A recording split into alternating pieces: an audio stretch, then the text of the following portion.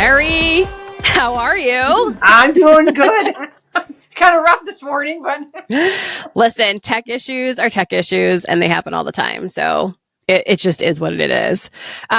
So Terry Grahl is with me. She is from Enchanted Makeovers. We didn't meet. I saw you speak at Carrie Milligan's event, her One Girl Revolution anniversary event. And I loved everything that you're doing. And so I want you to sort of explain the short version. So for people who don't know who Terry Grahl is, how do you explain who you are and what you do? first, the short, I'm the founder and CEO of Enchanted Makeovers. Yes, I'm a mom to 4 adult children and a wife. So Enchanted Makeovers is a nonprofit. We've been around 17 years and we serve women and children escaping human trafficking, domestic violence, and female homeless veterans. So before this world of nonprofit and helping other people, you were an interior designer, correct? Interior decorator. Interior decorator. Yes. What happened to get you to say, I can do this on a bigger scale? Or was that not even a thought in your mind? It wasn't even a thought. I was asked to volunteer and paint one wall at a shelter for women and children. It was December of 06. I made the visit in 07. I took before pictures of this horrible dorm where 30 women slept for 1 year with their children. And I went home and I said, I am not going to do anything. It was just overwhelming. Everything was broken. So at that time, you used cameras to take pictures. There was no cell phones and you're just downloading pictures. So a week passed. I'm like, I probably should look at those photos. And there on that stained mattress was 2 pillows. And the wall was held together with duct tape. It was a prison bunk bed donated. I've loved polka dots since I was a little girl. And on that pillow was polka dots. And I heard, trust me. And I just put my right hand up in the air and I said, I'll do it. I had no idea how I was going to get the volunteers, the money. I just knew that I think maybe, I need to be used for something greater than just decorate homes.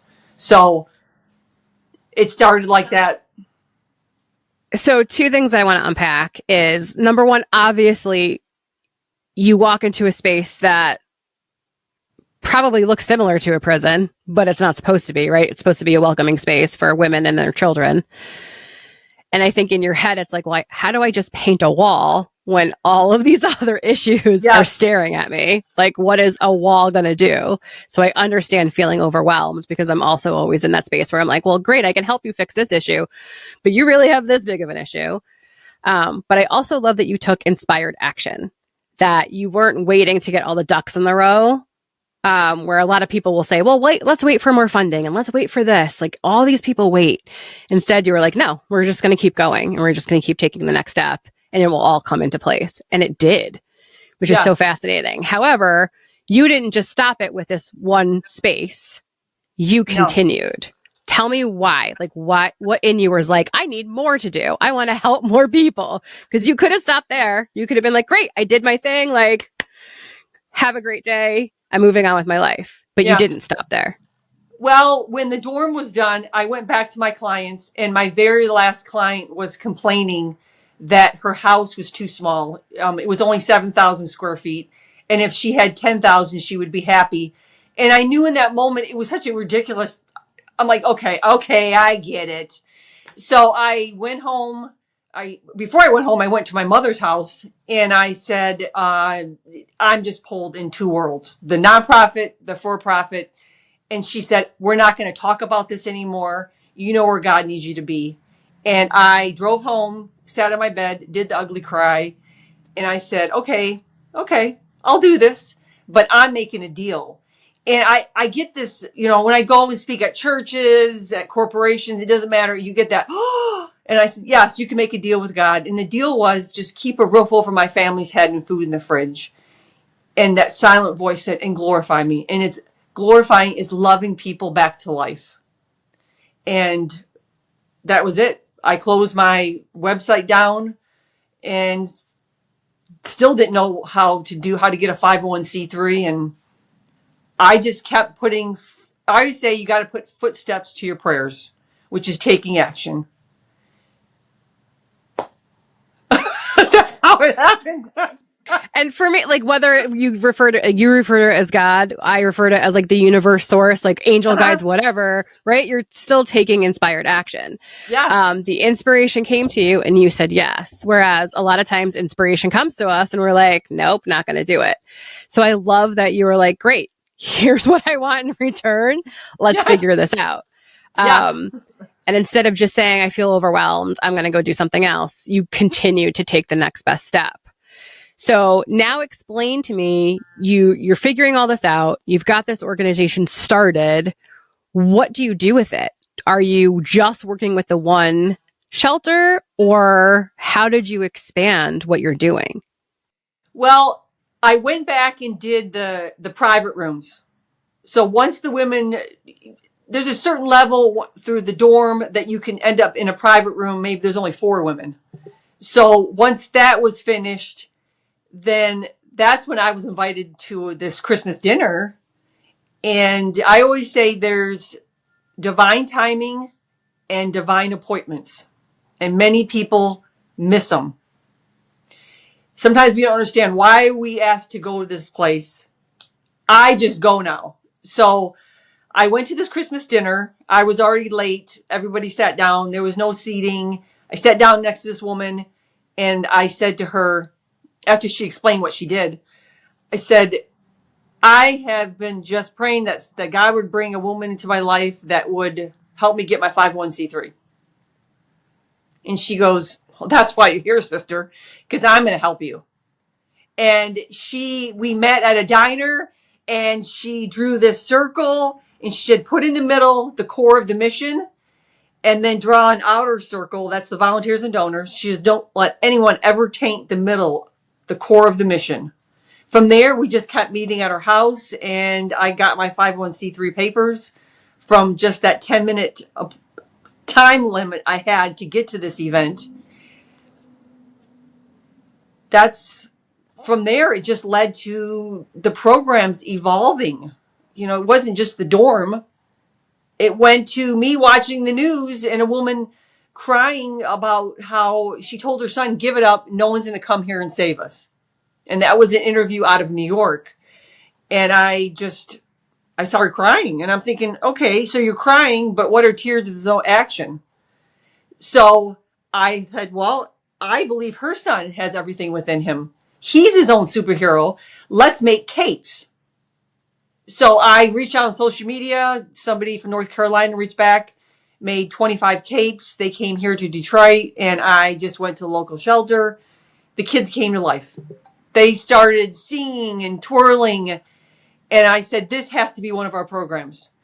I never thought it would go viral. I just had tears and I needed to take action. And since then, today's show came out. They featured the Capes for Kids. The Hilton brand made 10,000 capes. The employees, they did kits that went out to all the hotels internationally. That was never my intention. It was just to take action. So that was the second program, from the dorm to the Capes for Kids. The doll adoption was very easy because I've loved dolls since I was a little girl. Because we battle with homelessness. My mother battles with depression, and that affected a lot of us in the home. I love my mom. She's still around. And my doll was, when I took care of my doll, I was taking care of myself. So I knew that the children needed to have dolls, and they're handmade dolls. So any pattern anyone can use. From there, it went to the traveling pillowcase. And people go, is it travel size? I said, no, it's about the mind, the power of the mind. So when I went to bed at night and I was worried, are we going to have a home? Are we going to move again? What is happening here? I could travel through my mind. That was my way of coping. So I'm like, well, the children need to have a traveling pillowcase. And the moms know when they lay down at night that that's another tool. Your mind is so powerful. So that's why I created that program. Yes. So I love that you've built all of these things also really stemming from a place of awareness because Yes. you experienced homelessness.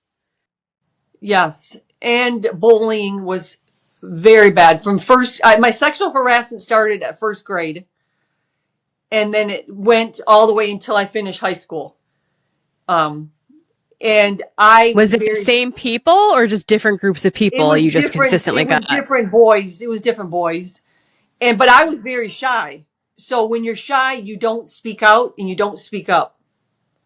So I just was silent about it, didn't talk about it. And it was all that from childhood forward. To me, that was trauma. So, and how do you feel like a victim and then you feel like now I'm a survivor?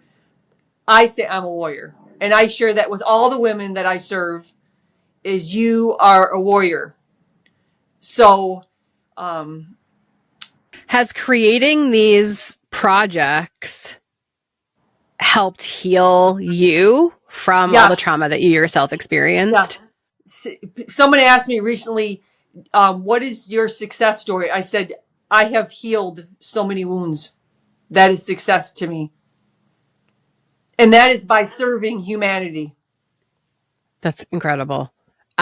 You also know how to sew, which is sort of a lot of where all of this came out of, which is your talent and your ability to sew. You also have the ability, obviously, to mobilize people because everything that you've done just started with a thought, right? And Yes. then you got yourself in the right place, magically started to find the right people. I want you to talk a little bit about number one, the sewing. So you did say your mom had battled depression, but she did teach you how to sew. So I want you to touch on that a little bit because I think that's huge. My mother knew how to sew, but I never paid attention. I never asked to learn, and I regret it every day. So talk to me a little bit about learning from her and utilizing that skill. Well, my mother, I can remember growing up in the 70s, and when the blinds were open, the curtains were open, and then I heard Carly Simon playing in the background, or it could have been James Taylor, but it was the sound of the sewing machine. And it was usually the Saturdays, we're watching the cartoons.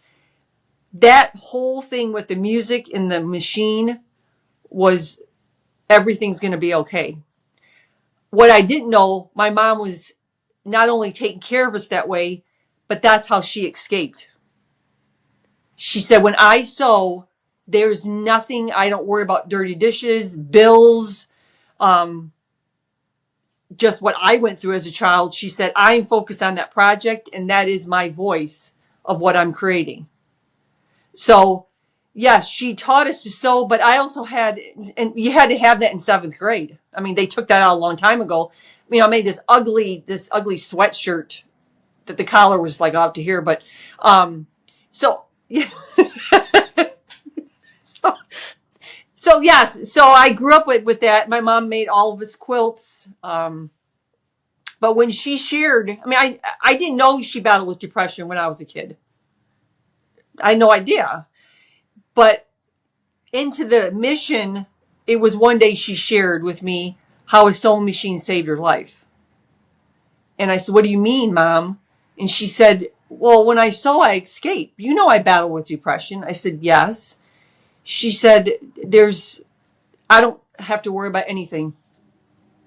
She said, ask any woman. You don't think about nothing but what you're creating. And I said, Mom, women have to have sewing rooms and shelters. And it's called the Sacred Sewing Room. So that's our other program. Which I think was a brilliant idea because it teaches them a skill, number one, but also it's giving your brain something to do besides thinking about your life circumstances that you're in currently right now. Yes. And I love everything that you do is not just addressing the child's needs because you understand what it feels like from that perspective, but you also understand what it feels like from the mother's perspective of having to battle like your inner demons, your mental demons, and everything that comes with it. So I want people to understand what you do with Enchanted Makeovers is not just a makeover of the space. You're really changing people's mindsets. Yes, in a absolutely. You got it. huge way. Yes. Because once you Because change have your to leave mindset, that. you can change anything. Yes, 110%. You got it. Because you leave that space. So there's a reason we put murals in every space, because one of the murals in St. Louis, their space they can only give us was a basement. So I said to the mural artist, I said, the door will be a door. It will be a stump like a tree, but I want a door on top of the tree. And I want the women to psychologically feel like they're walking into an enchanted forest. They're all tucked away. They're all protected, but I want a path that they know there's a way out. It's all psychological. It's all deeper meanings behind everything. But you can take that when you leave. It's another tool. So when you lay down at night, you can remember that forest. And that's just, I still live like that. If I can't lay down and visualize and dream something, it just feels, it's depressing. And my mom still talks like that. She even just told me the other day, I have to have something to dream when I lay there before she dozes off. That's what she's taught us. I mean, when we lost her home and she found that home on the side of the road that was full of tires and weeds, when she restored our home, she was restoring herself. And we got to witness that. And it was all through clearance wallpaper and oopsie paint. What a beautiful thing to witness, even though we didn't know she was really working on herself. I mean, she wrote a poem about the house, and it's called The Promise. And she said, when I saw the home, I laid my face on the door and said that I will take care of you. I will love you back to life. I mean, she made this poem, this promise to this house, and she's still there. She said, I will never leave her. She said, I will die in this home. Yes. Which is beautiful and so magical. And she did the thing she set out to do, but also provided a home for you. So as she's healing herself, you kids are too young to really understand truly what's going on. But now you have a home. Yes. I find it fascinating, the parallel between her finding that home and then you finding the home that you now have your headquarters in. That's the perfect lead in to the parallel between what your mom did and created a home, right, out of a home with tires that was not livable, to what you have now as your headquarters. I want you to talk about that because it really speaks to speaking out loud, saying what you want, and again, magic happening. Yes. So years ago, I put on social media that we need a place for our office. I met with a woman, had coffee. She had a blank to donate. Come to find out, the city, wanted a bunch of nonprofits in this home. I said, no, we need the whole space. So, and the thing is this house is right down the street from my parents' house. So I've been here since the 70s. So I passed this house as a child. Yes. So, so it's a 1926 arts and crafts home. It's our office, and she has been restored. The entire thing had to be gutted. She was restored with all volunteers and donations. Nobody was paid. All new electrical, new plumbing, entire thing, landscaping. Yes. And I think why that is because people started from the ground up, and their stories a part of it, because they shared their stories about their wives battling with mental illness, their sister dying of domestic violence. They were able to come in and be a part of the story. That's why it works. Well, and that's the thing, is that like you're able to mobilize people. Like people really do. I believe that's the gift that God has placed on my heart, is to, don't ask me how to raise a lot of money, but the gift is for people to serve with their talent. And their talent usually involves that they're good at, it's some kind of in-kind that they either make, or they're an electrician. They say, I'll serve from that place because that's what I love to. That's the gift he's given me, is to just bring people into the story. I think it's a story that's always continuing to be created with this. Well, speaking of stories, you then wrote books too.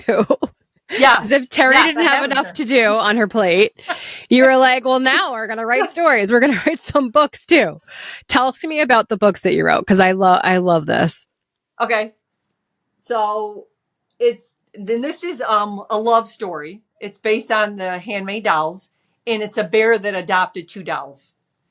And the bear just explains through the whole book about how beautiful they were created. He prepares a breakfast that they sit down to, shares, takes the little dolls outside and shares the beauty outside. Um, I call it a love story. And at the end of the story, it shares about it's a program that we hope people will take action and make a doll for a child in a shelter. So anyone can buy it if you want to read it to your grandchild um, or children. But then we hope you take action. But we were blessed when the Kelly Clarkson show reached out to us because they've been following us for a year. We didn't know. And I said, that's great. You've been stalking us. And I did. That is awesome. I love that.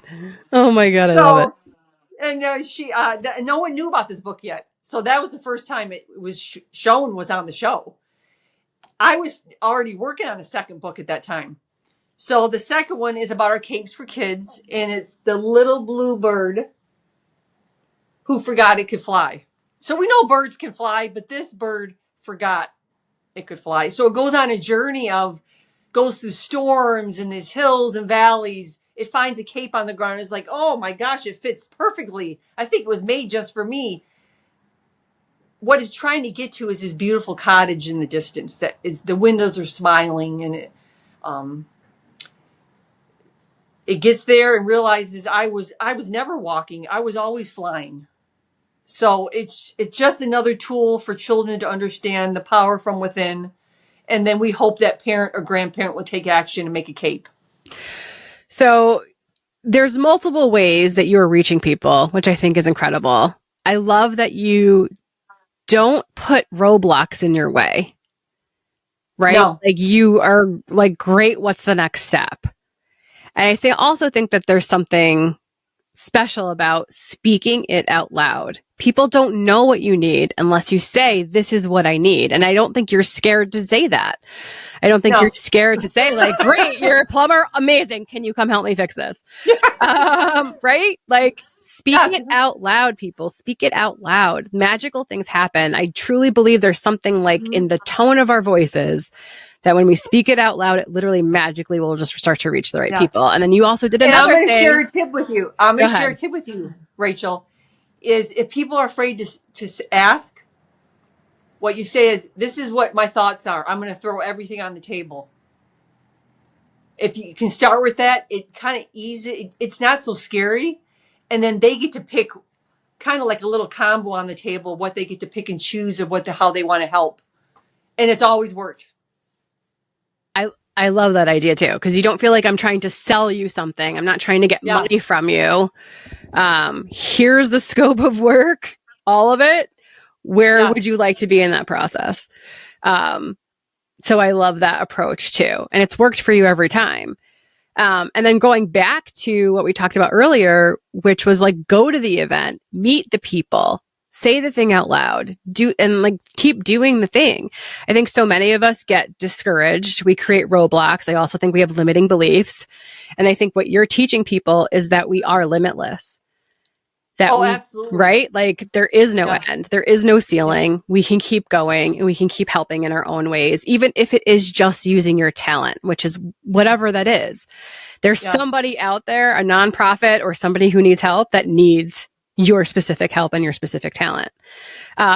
So if people want to get involved, right? So like say they're like on the website, it's enchantedmakeovers.org, correct? Yes. Okay. So yes, if you watch this and you're like, okay, great, I have no talents, I just want to help, amazing. You can donate money. There's a way to do that. If you want to create a doll, you can. If you want to create a cape, you can. And if you want to create a traveling pillowcase, they can do that as well, right? Everything is on the website as to how they can do that, correct? Yes. But if you like, I'm going to say it to you, like I said it to Kelly, and like I said it to anyone that's interviewed me, you now have become the messenger for the mission.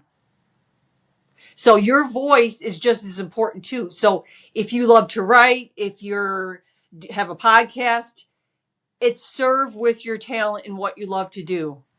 That's how we want. Just reach out to us and tell us what it is. That's it.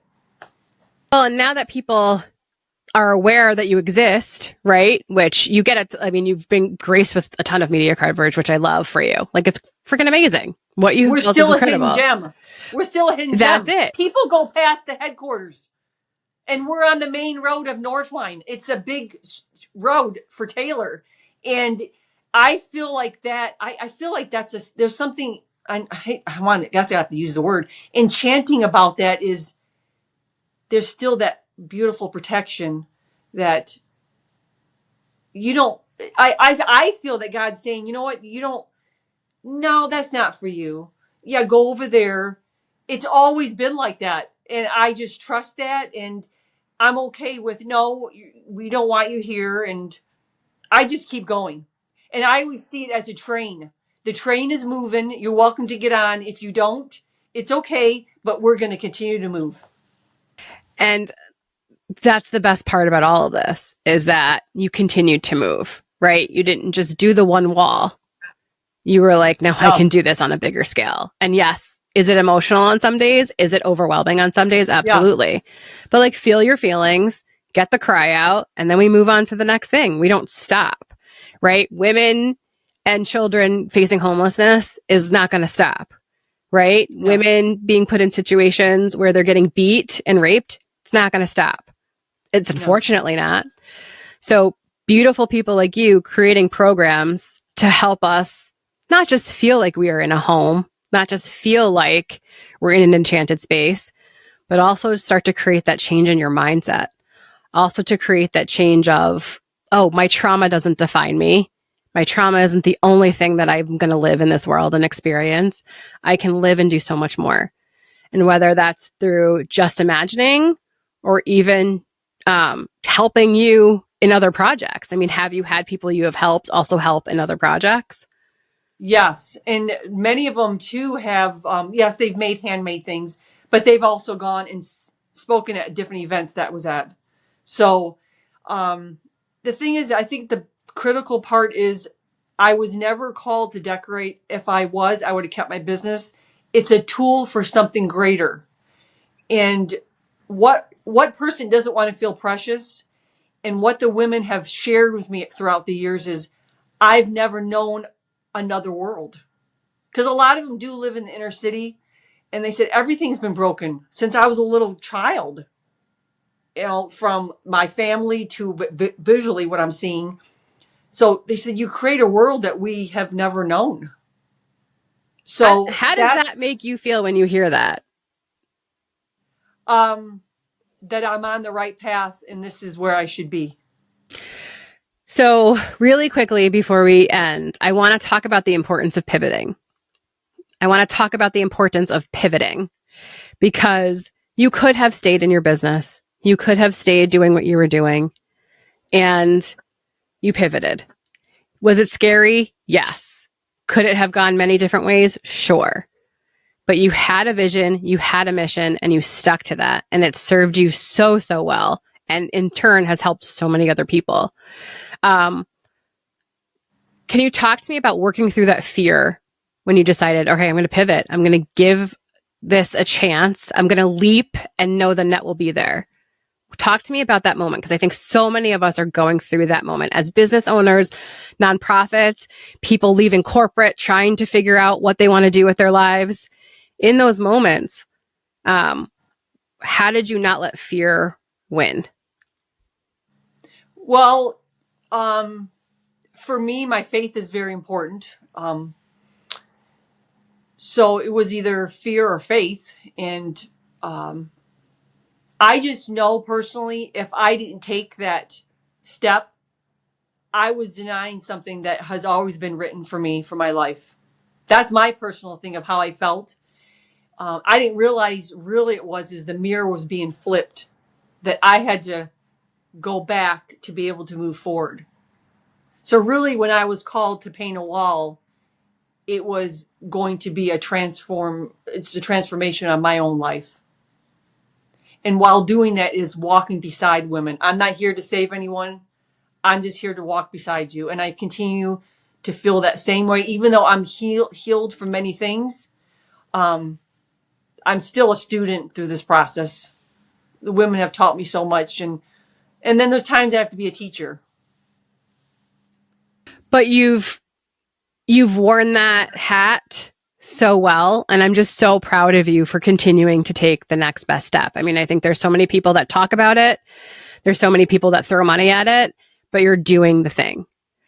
So give everybody a plug. If people want to know more information, where can they find you? And then what is it that you're hoping? So do you need donations? Do you want people to buy the book? Like what, or all of the above? Go to the website. Again, here's all the things that Terry offers for you to get involved. You pick from the menu that works for you. And then maybe once they start getting involved, they'll want to do even more. So you give me your big plug.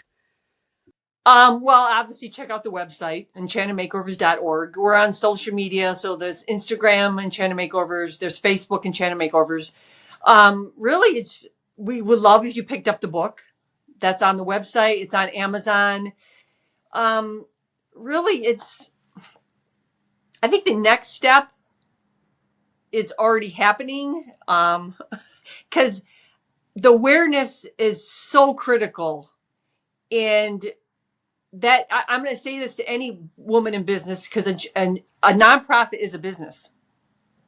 And I think more nonprofits need to treat it that way. Stop with the begging. And when you see a woman that's for profit, it's just the tax code's different. For us, it is harder, I would say, because we are selling a feeling. It's all based on feelings. There's no product that you're buying. So we can learn so much from both worlds. I can say it. I can't say some of the companies, but I have partnered with a lot of national companies, and that product will be on. Like I can say with Polyfill, Polyfill will be out this summer, and I just pitched to them. I say, let's collaborate, and on the back of the bags will be the doll adoption. And the bags will be in all the Hobby Lobby stores nationwide. So that's going to bring awareness. But that was from a relationship. That was not overnight. That took years.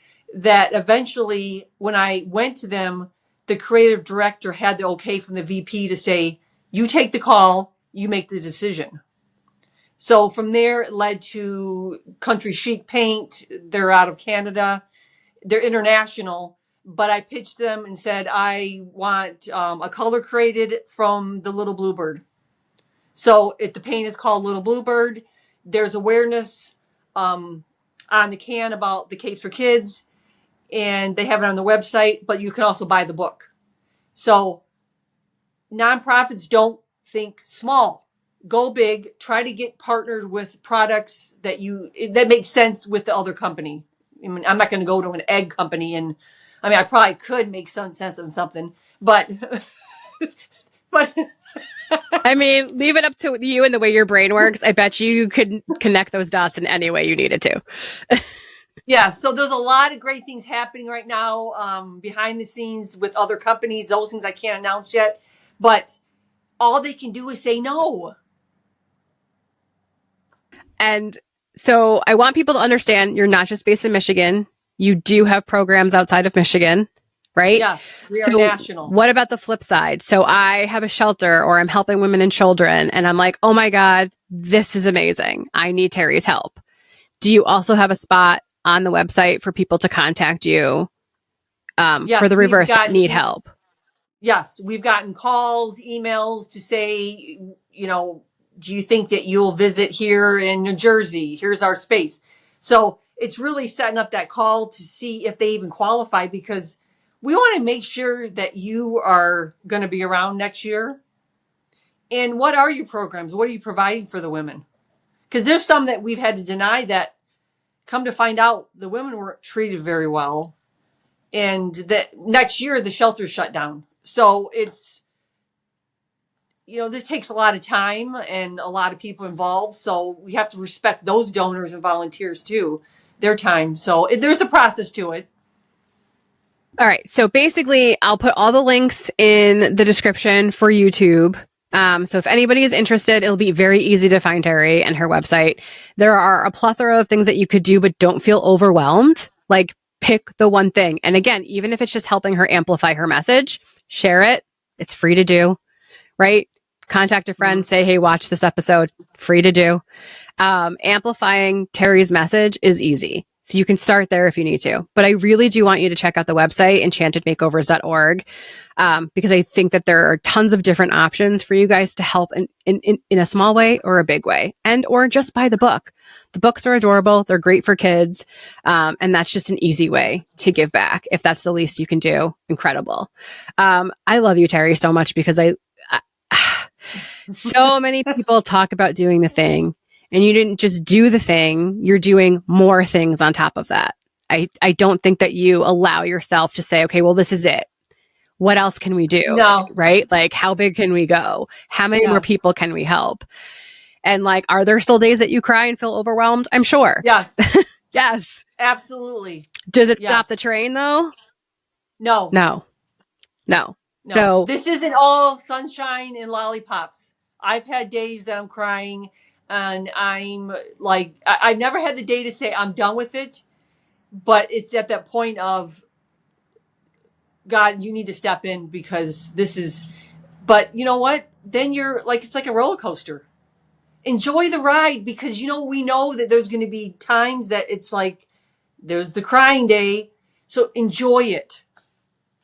That took me a long time to figure that out. You will be here now. Like, be in the moment is so hard for me because I'm such a planner. So I'm always thinking about the next thing. I also think I had to start detaching myself from certain outcomes because number one, I'm limiting myself, right? Like if I have a specific outcome, but like God, the universe, source, whatever is actually has a bigger outcome for me. And I've attached myself to like this and I'm only looking at it this. What happens when you magically open up and you're like, well, show me the way. Let me see what happens. It's amazing the things that will come to you. Well, you know what? You know what happens with that, Rachel, is we have to step away and not have control of everything. And a lot of people are afraid of that. I'm not afraid. So you have a vision, but from there, it's so beautiful and organically it grows on its own. And those people just step in that you have never met. That's how I live. That's for me, I call that God saying, okay, let's just place him over there and put her over there. But obviously he knows, okay, this is her vision. So when we have so much control, where's the enchantment part? Where's the, oh my gosh. Where's the magic? Like, where's the magic? And like, you're a master manifester. You chose faith over fear. You chose to like create the reality that you're living in by speaking it out loud and aloud. I always say like manifestation is like, just like, again, God, universe, source, whatever, putting those puzzle pieces together. I can't see the big picture. I do not know what that full puzzle looks like yet. And that's okay. And that's okay. Exactly. And that's okay. So if people are experiencing like whatever it is, you're in that space where you're just like, you're crying or you're overwhelmed, whether it's in your business and your nonprofit, in your life, feel your feels. But the train's not going to stop. The train's not going to stop. And how you react, whether it's in fear or faith, says everything about what's going to happen for you next. And so absolutely. I love that you continue to walk in that faith. You don't let that fear overcome you or stop you. And there's too many people benefiting from the enchanting makeovers that you're creating and the magic that you're creating. And there's just something about that mindset. If we can help change people's mindset that their trauma doesn't define them and that their future can be literally whatever they want it to be. Whether it's, imagining from the traveling pillowcase, which I love that idea. It's just so cute. Or the doll, or the cape or the books. You're creating magic for people. And I love what you're doing. And I hope you keep doing it. No, thank you. Thank you. Thank you so much for sharing your message. And again, if you guys watch this and you are taken by this, go to enchantedmakeovers.org or just share her message. Just amplify what she's doing. She's not going to stop. So, no. So even if that's a small part that you can do, share it. It's free. Like, subscribe, do all the things. Thank you so much, Terry. Oh, thank you.